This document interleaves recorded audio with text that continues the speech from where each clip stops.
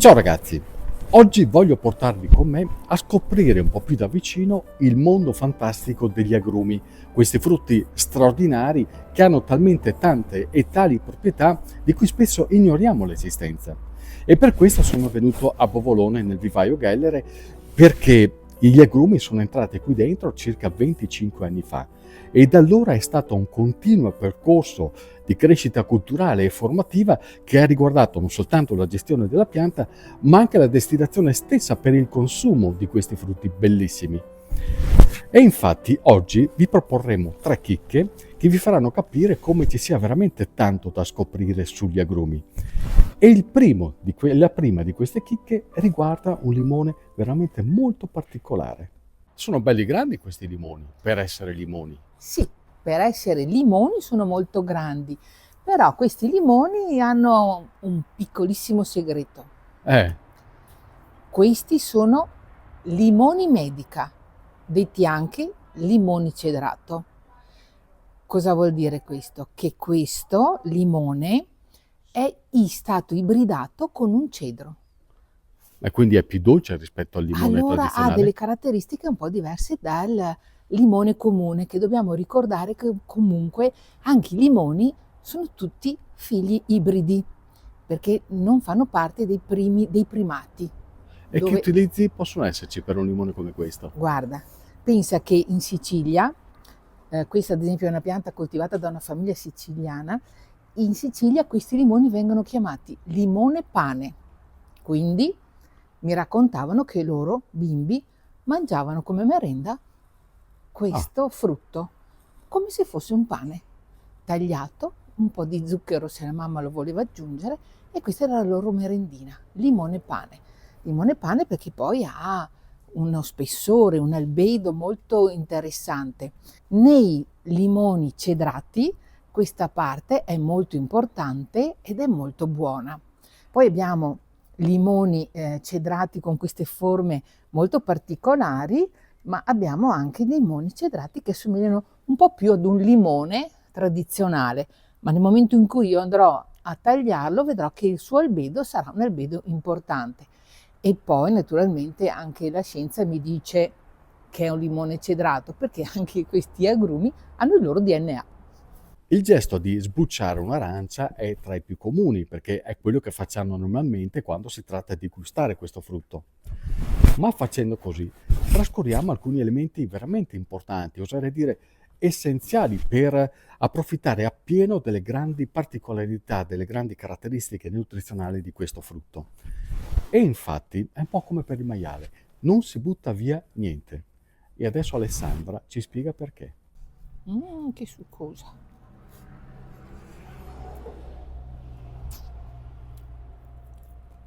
Mm. Ma come con la buccia, Alessandra? Sì, Stefano, con la buccia, non lo sapevi? Ma ti spiego.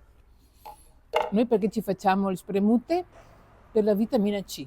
Certo, Ma lo sai che la vitamina C si trova soprattutto nell'albedo, nella parte bianca. nella parte bianca? E oltre alla vitamina C abbiamo anche una vitamina PP, che fa parte delle vitamine B. Ma il gusto, hai mai mangiato un arancio così? No, è troppo buono. Quindi è consigliabile, si sa che nella frutta la buccia contiene sempre la parte più importante di vitamine e sali minerali. È così anche nell'arancia, però non siamo abituati a No, pensarla così. tutti quanti voi fate questa brutta cosa e quindi la sbucciate.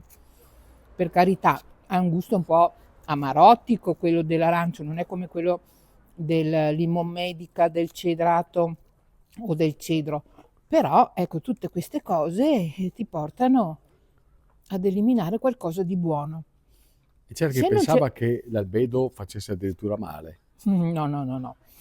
Addirittura, se non vuoi proprio perdere tutte le proprietà, potresti anche, se non sei in grado di mangiare l'arancio con la buccia, essiccarla, la buccia, e poi fare degli infusi. Oppure la potresti recuperare in freezer e poi utilizzarla per fare anche qualcosa di caramellato, da mettere con la cioccolata, puoi fare molte cose, cioè questa buttata nella pattumiera non va bene, È uno spreco. è uno sprechissimo. Questa è un'arancia rossa, vedi, buonissima anche questa, ma per me, che amo i toni amari, è troppo dolce. Sapete che cos'è lo yuzu? È un agrume molto particolare, un piccolo mandarino giapponese che viene particolarmente utilizzato in cucina e in pasticceria proprio per l'intensità e la fragranza del suo succo.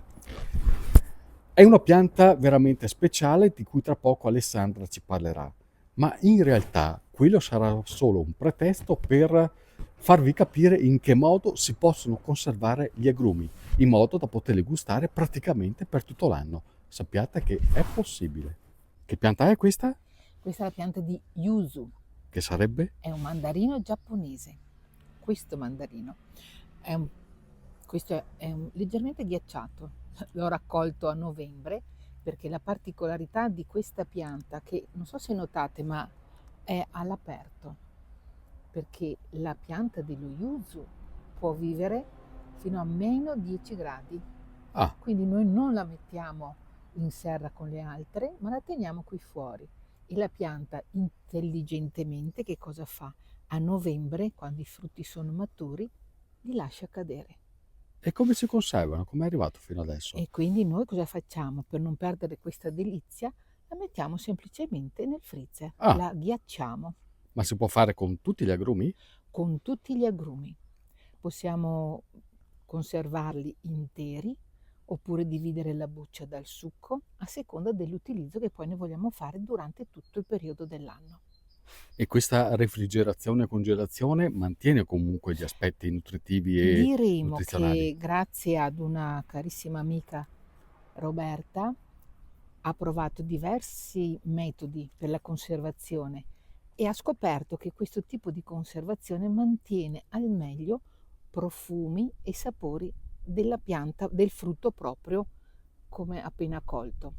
Quindi volendo possiamo mangiare anche le arance d'estate? Sì, anche se ti dirò che esistono anche le arance estive, che sono le tardive. Piaciuta questa mini lezione di Alessandra? Sappiate che ci sono diversi modi per acculturarsi di più sul mondo degli agrumi, che è un mondo fantastico.